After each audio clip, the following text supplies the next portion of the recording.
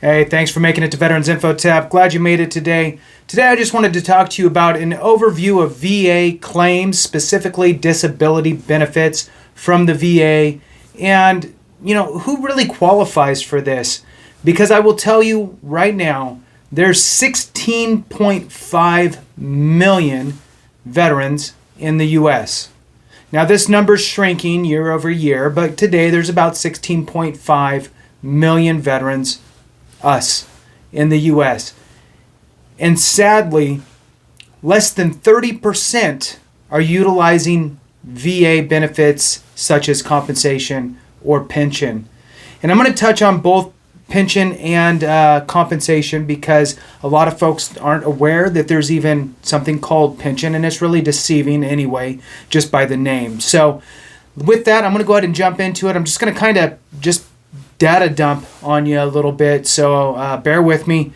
But hit that thumbs up for me, share with a friend, comment below, all that good stuff. Just kind of going off the top of my head here, just mostly for the sake of awareness, right?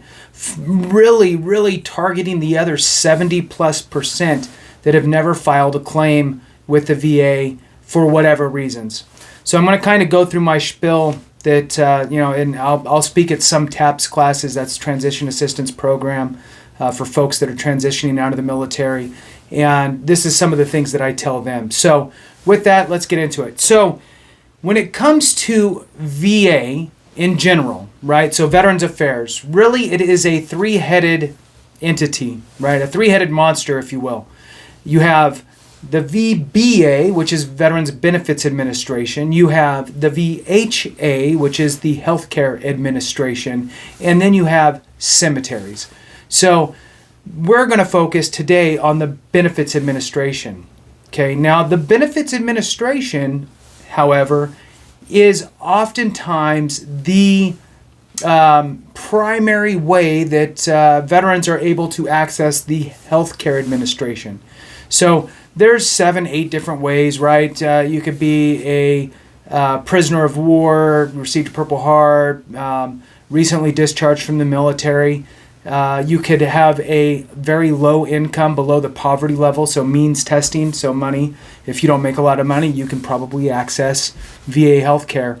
But the primary way is for veterans to receive healthcare through the VA is because we have a service-connected disability through the VBA, the Veterans Benefits Administration. So just so you kind of understand how that part works.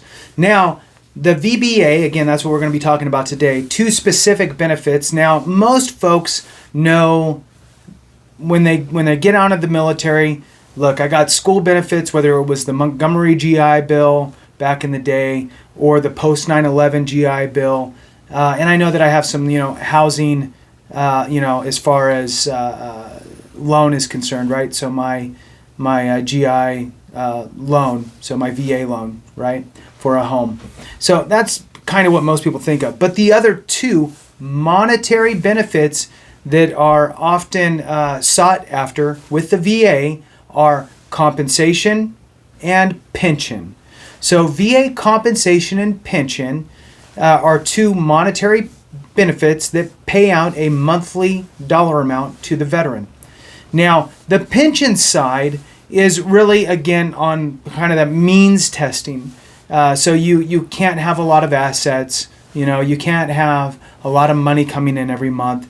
So you might have, some assets. Maybe it's mostly your house and your car. Those things don't really count in the calculations. And then you might have very low income. And if you have very low income, let's say that it's a fixed income, for example. Let's say it's Social Security benefits. And let's say your Social Security, let's say it's SSDI. And let's say that you're getting, $800 a month from SSDI. Depending on your circumstances, whether you're married, children, those types of things, depend on where the pension would fall.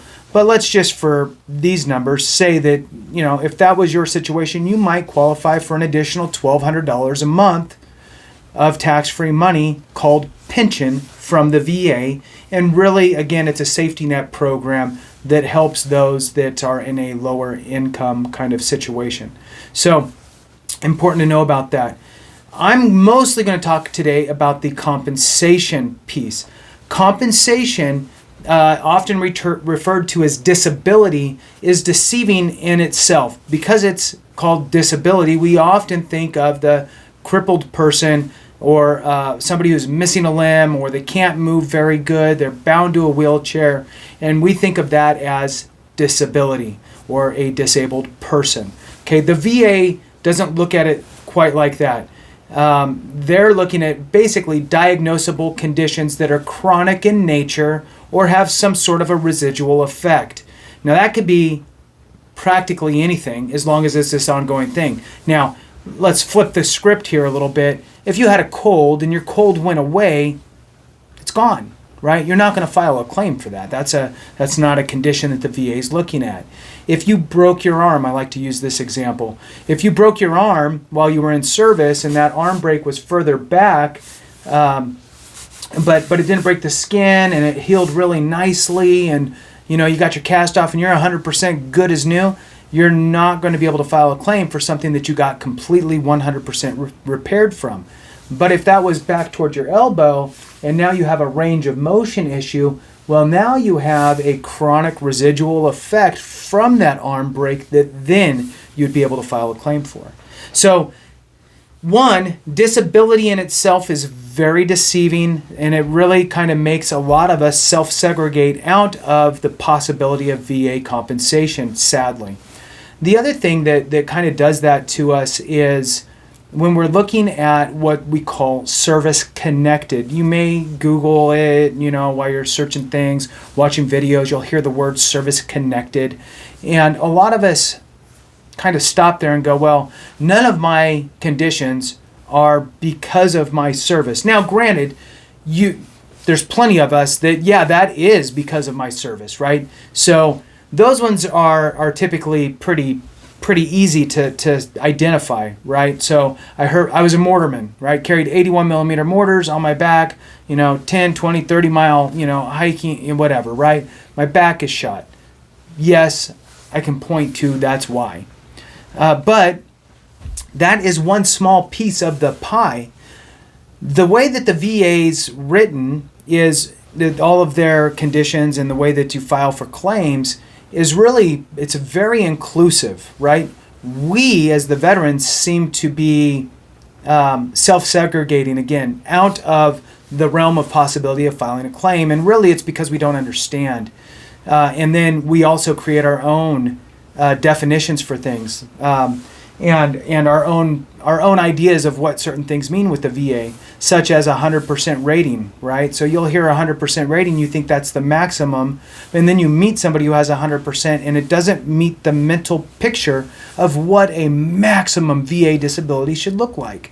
And the reason why it doesn't meet that mental picture is because your mental picture may be, for example, somebody who was rolling down in a convoy and got hit by an IED, and now they're not doing very well. Maybe they're missing a limb and other things going on. That person most likely is not on the 0 to 100% rating schedule. They are on the special monthly compensation rating schedule with the VA, which pays out triple the amount that's on the 0 to 100. So now let's dive back into that 0 to 100% rating schedule. That rating schedule, like I said, is very inclusive. It's basically anything that is chronic in nature and has residual type effects, right? So range of motion things, anywhere, any sort of range of motion stuff. There'll be stuff regarding, I like to use this as an example just to give kind of a range of things. Motor tics. So if you've ever met somebody who has a twitch in the eye, or their cheek twitches or what have you, so a motor tic. Motor tics are rateable with the VA. GERD, really bad heartburn, right? That's rateable with the VA. Migraine headaches. Just to give a few, sinusitis is now a presumptive condition with the VA, which we'll get into that at a different time, presumptives, but again, rateable condition. So there are hundreds and hundreds of different conditions, degenerative disc disease, arthritis, you name it, right? The list just is ever expanding. I'm rated for iritis in my eye. So there's all kinds of different things out there that you could potentially get rated for. The way that I explain it is there's three things for a successful claim. One is time in service, right? So whether that was 2 years, 3 years, 8 years, 33 years, however long you served, right? A block of time. That block of time now gives us a window of opportunity. That's number one, that active duty time. Number two is a diagnosed condition. We're all really good at self-diagnosing. Doesn't help, doesn't work. VA will deny you. You must be diagnosed for something. And again, that diagnosed condition must be chronic in nature or have some sort of residual effect. Very important. It can't be, you had this once, it went away, you're 100% fine. It has to be, you have this and this is what's happened and now here you are and you still have these things going on type of a situation, right? So that's the second thing, the diagnosed condition. The third thing is what the VA looks at called a nexus, a link between the condition and your time in service. Now, presumptives eliminate the need for a nexus, so if you fall in a presumptive list, this is not needed, which is why presumptives are so powerful. But let's say that you don't qualify for a presumptive condition on the VA's website. Then what happens is you need to somehow prove to the VA that your diagnosed condition that's chronic in nature or has some sort of residual effects, you have to prove to the VA that that diagnosed condition either manifested during your time in service, you first started getting issues in service, or that somehow the military or your service caused it with some sort of an in-service event.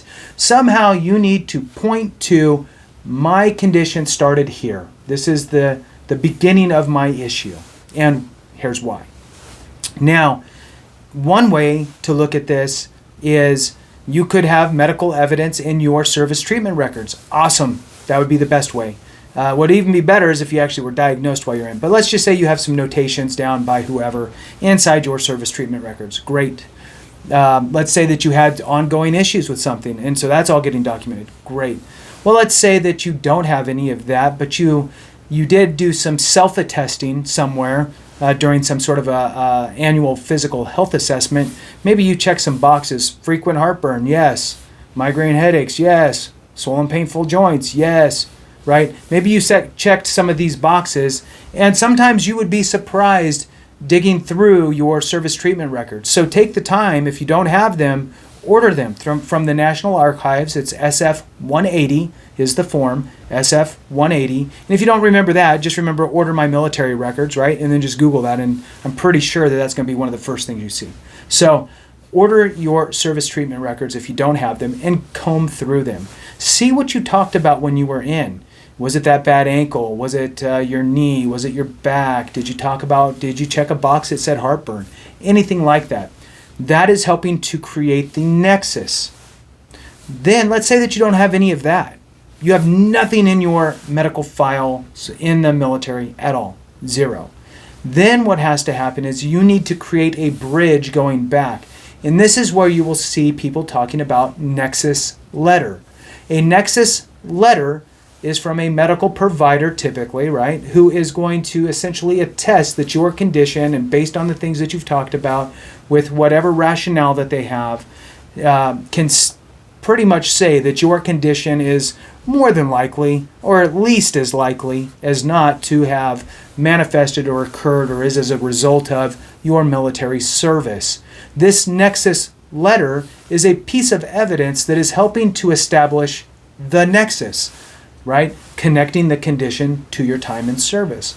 You yourself can write a letter. You can write a letter explaining how you bought Motrin from the store and aspirin from the store, and you would just, take over-the-counter medication for whatever condition you had, or Tums, or Mylanta, or more current, Prilosec, right? Those types of things to help with your condition, and you never annotated anything or met with anybody during your time in the military.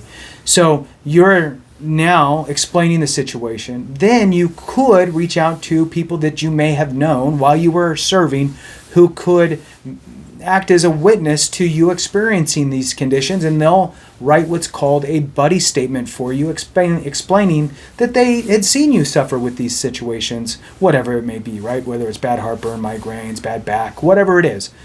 Now you have all of these things condensed into a nice format of trying to build this bridge back to your time in service to help establish that nexus. And then that's how you would file that claim. So really, the whole point of this video here was to kind of just paint the picture of the claim process and really hopefully open your eyes a little bit to some of the things that might be available to a veteran. We're not taking advantage of the system. We're actually utilizing the benefits that have been afforded to us. So we're not making anything up along the way, right? These things exist for us to be able to access. And again, sadly, 70% of veterans are not accessing this, and I can guarantee you that at least 50% of those 70% not utilizing it would probably qualify for something, right? A big bulk of these veterans are Vietnam vets, they're Korean vets, Korean wartime vets. We got a whole bunch of Gulf War vets now. So in any case, you don't even need to be a wartime veteran in order to utilize the VA. So that's a whole other point. Anyway, I'm way over now. I'm at 16 minutes, so I don't know who hung on this long, but I appreciate you. Thanks a lot. Enjoy your day, and remember, if we don't take care of each other, something went wrong.